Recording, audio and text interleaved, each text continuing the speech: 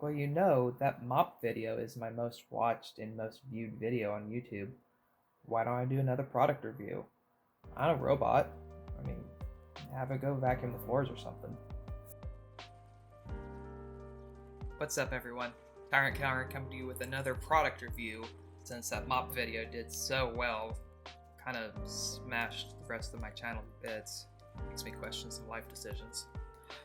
But this time, I'm gonna go ahead and, like in the intro, do a review of my Neato robot. So I have a D3, which is the one without the side brushes. And it's been out for quite some time now.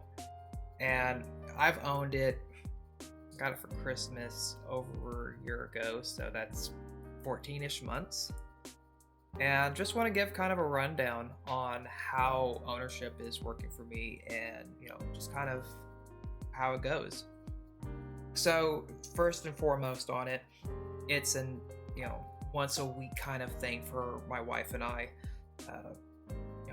Our dog is special needs, so we can't just have it running all the time. We kind of have to get all of his, bedding and his toys up and just kind of prep the house for when we actually go through cleaning, just because we're kind of messy pet parents. So it does pretty well. It takes about 3 hours for it to do our entire house, and we've got about a 2,300 square foot house. It does decent. I'm picking up a lot of the basic stuff going along.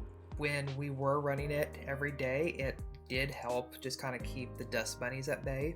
Things we don't like with it is a little taller than other models that we've experimented with in the past, so it doesn't really get under our furniture as well, especially out in our living room. And that's just kind of comes down to that thing of once or twice a year we just pull the furniture out from the walls and get under there, clean them, and push everything back. Not too big of a deal, but it is there. Now, this is actually just a pile that I swept up going through the kitchen, so I didn't expect it to get all of it, but as you see, it left a decent trail behind it. Second pass coming back through, and much better, but still left some debris. As you can see here, the brush has a lot of wear and tear on it, which is more than I would expect with it being more of a weekly use, especially with it being listed as changing every 6 months if it's more commonly used. This filter is actually aftermarket and far cheaper than what the stock is, and it works just as well. Replacement parts for the Neato are generally a little pricey if you buy the name brand on it. Just checking Amazon, the combo brush alone is $40, but you can buy a third party that's, ranges anywhere between $20 and $40 for, a combo brush or two and then some filters with it.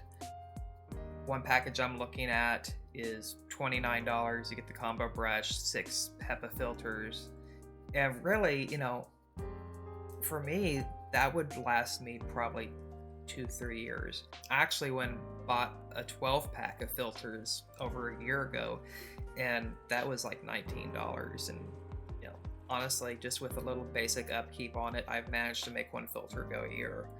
So it's time for me to replace it, just because it's absolutely packed at this point.